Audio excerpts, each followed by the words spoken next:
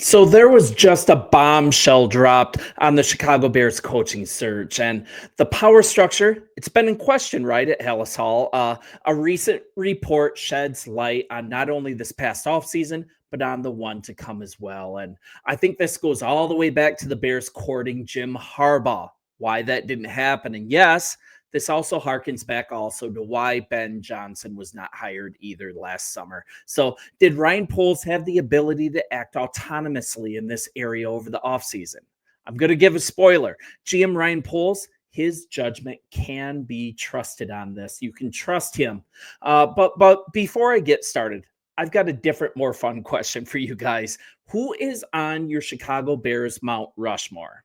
I mean, if we're serious, guys like Walter Payton, Dick Butkus, they belong there. Many would say Brian Urlacher as well. I think I'm on that boat. But let me know in the comments if you have a more unusual addition. Someone like Peanut Tillman, right? Just get weird with it. See you in the comments. So moving forward, if you watch Monday's press conference, there seemed to be one thing team president Kevin Warren, he really wanted to make it clear. He is the guy. He is the man in charge of this coaching decision with GM Ryan Poles in tow, working in tandem. It's a two-man search committee moving forward. There's also clarity on something else. The power structure, good or bad if you're a head coach moving into this, depending on if you require full autonomy, this likely means guys like Bill Belichick and Vrabel, they're out.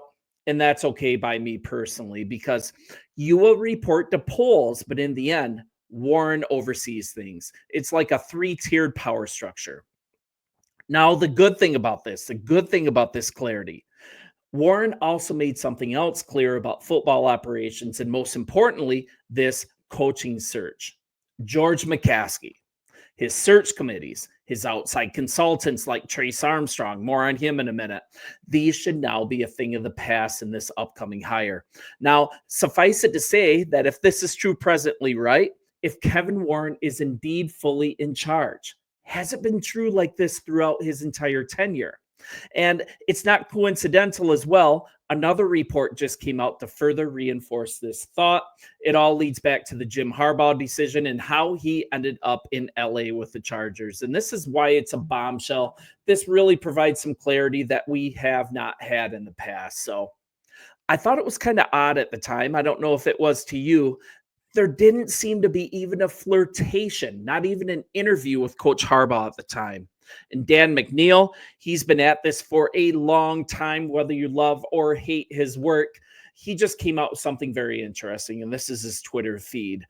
Breaking, just going to read from it. Jim Harbaugh wanted to talk to the Chicago Bears in January, but Kevin Warren, he quashed it. Via a longtime team employee, Harbaugh expressed interest in the head coaching job. This staffer told Ryan Poles, who then told Warren. The president dismissed it summarily. So, I mean, this is a very big thing if it's shown to be true. GM Ryan Poles, he may not have as much autonomy as we once thought, not at least when it comes to the head coaching position. So, and McNeil went a bit further. He also revealed that Harbaugh, he wanted to come to Chicago. It was, in fact, his first choice, but that Warren, he made the decision to stay with Eberflus. There also have been reports. There have been reports that the guy that everyone is banging the table for, you guys are banging the table for him. I really like him as well, Ben Johnson. It's being reported that he wanted the Bears job during the offseason as well. But what did all these candidates see? If you will, there's essentially a sign posted on the door at Hallis Hall by Kevin Warren, no vacancy. We don't even want to interview potential candidates. Flus, he's it. And then to further illustrate it, Sports Illustrated's Albert Breer, he collaborated this as well, that he was definitely interested in the Bears head coaching job position this last offseason. This is once again talking about Ben Johnson. I quote, he was definitely connected to the Chicago job last year. There were some people who thought that this job was the one that he wanted. And obviously, it just didn't come open. All right, back to Warren. We've also got NFL insider Jordan Schultz. He simply said back in December that Warren straight up, he doesn't like Harbaugh and that Harbaugh feels the same. Harbaugh is a big personality. wasn't what you would call a rule follower during his time at Michigan, right? And he overlapped with Warren being president of the Big Ten Conference. So, I mean, did anyone in the building there either even entertain bringing Harbaugh in? That's a question too. McNeil, he's not always a popular guy, but he's got a ton of contacts. He's been doing this for a long time. And he further revealed through sources that Harbaugh did, in fact, ask the Bears about the head coaching position. Poles wanted to pursue it. He wanted to interview him, but Kevin Warren, he aggressively just quashed it. He wouldn't hear it. You've also got to remember in this as well, the McCaskies. The McCaskies hired Matt Eberflus themselves. And this was a year before Warren arrived, 2 days into the Bears' tenure of Ryan Poles. So seemingly that they did this with their 5-person search committee. It sounds like Trace Armstrong was part of it. It's kind of doubtful that they're going to sign off on the firing so soon, especially since they gave him a contract that was good until 2026, trying to save money.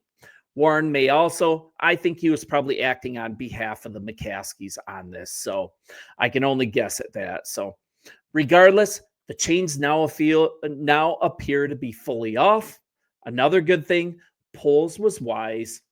He was wise to Flus before. He was wise to Flus way ahead of time, him not being the match. So Poles, his judgment can be trusted on this. And after a period of time, rumors, they add up, right? They're no longer rumors. The view of the landscape becomes clear. And I think that's what's happening right now. So, and this as well, I don't know if you'd call it conflict. I also think that the word dysfunction is tossed around. It's used way too often when it's simply how things are structured. Everyone who works a job knows that there's always one person in charge. Simple fact. Keep going. Dave Kaplan over at ESPN 1000. He reported months ago that GM Ryan Poles, he wanted to move away from Eberflus leading into the season. One of the guys he wanted to pursue was Harbaugh, so that's from 2 different sources. And predictably, you guys know what happened. Eberflus, he ended up being who he showed he was. If you hear it from Dennis Green, he was who we thought he was as a coach. He showed that the previous year, right? When faced with efficiency and decisively closing out close football games, when faced with that decision, he just wasn't capable of it. Made bad decision, bad choice after bad choice after bad choice. So now we are where we are. It's also coming out that GM Ryan Poles wanted to fire Eberflus after the listless New England game, coming right after a zombie-like team performance against Arizona. You guys remember that. That loss was tough. The McCaskies, they would not sign off on it for another 3 weeks. Then the Detroit game, it forced their hand publicly, right? I mean, they pay the bills. Big decision. I get the final sign off is needed, but coming into this next coaching search, we can only believe what is stated publicly. And I'm looking forward to these 2 guys finding our next head coach without interference. I think it's going to be great. And also another thing, there's no financial commitment to a coach now. Nothing to stop the McCaskies from signing off to save money. There's no search committee, no outside voices. The ledger is completely clean now. They can work together now to hire a coach that fits, not make do with who was handed to them. And Kevin Warren, I think he really had one message in that press conference. I'm in charge. I'm in tandem with GM Ryan Poles. We're going to find the next head coach without interference. So hopefully Kevin Warren, he's going to hear the voice of his GM. He's going to make a collaborative decision between them. This press conference essentially promised that this is the approach. So since their jobs depend on it as well, I'm going to take it at face value moving forward. Kind of to further support what I'm talking about too. Sports Mockery. I really love their story ideas. I love where they take things. They put out a recent story yesterday as well. And they talked about how this will be a 2-man show in search for a new coach. Once they have their guy, McCaskey, he just needs to simply sign off on it. So it's their insistence. And as this decision is going to make or break both of their time here in Chicago, that means once again, no 5-person search committee, no outside search firms. One guy in particular who's been involved, it's former Bears defensive end and now prominent sports agent, Trace Armstrong. He's one of these dudes that has been very involved with coaching searches in Chicago. He was part of this 5-man search committee, as far as I can gather, and he represents athletes first.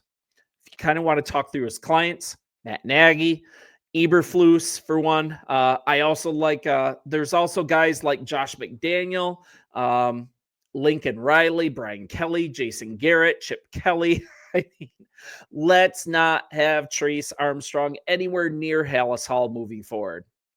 For one, if Josh McDaniels, if he even gets an interview, if he even steps into Hallis Hall, I'm out. I'm out on this being successful. So if you talk about Trace Armstrong, instrumental in helping the Bears in hiring Matt Nagy and Matt Eberflus. This hasn't led to great results, has it?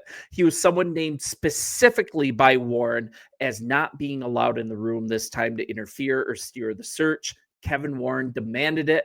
And George, as far as I know, as far as what all reports are, George has relented. So we've got so much going on for us as fans, of so much to look forward to.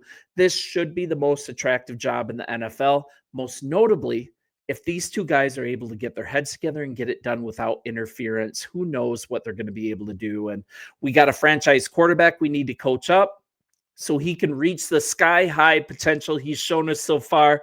We're looking at Kingsbury. We're looking at Johnson, even Brady, our very own Thomas Jones as well. He's getting a tryout. You may have some dark horses coming up as well, and I really want to talk about this as the weeks progress. You've got the possibility in Indianapolis. GM Chris Ballard, he's probably going to be fired by the Colts, and this is after they're about to have their second losing season in 3 years. The owner's been really patient, but I think that's wearing thin. This means that Shane Steichen, he might be available as a new GM. He's probably going to want his own guy. I definitely want to see Steichen. I would definitely like to see the Bears bring him in for an interview. And there's also rumors that Shanahan, he might be looking for a change of scenery. As San Fran, they're not having their best year. So many opportunities may open up as this season gets closer to closing up, and the Bears should be poised to capitalize. You guys let me know what you think about the power structure, if this is really going to throw a monkey wrench in any potential coaching hires, or if you even believe Kevin Warren that this is how things are structured, that George McCaskey and his outside search firms and his committees are going to be out of it this time. And can't wait to see your responses for the Bears Mount Rushmore edition. So bear down, you guys. This is always so much fun. I will see you in the comments.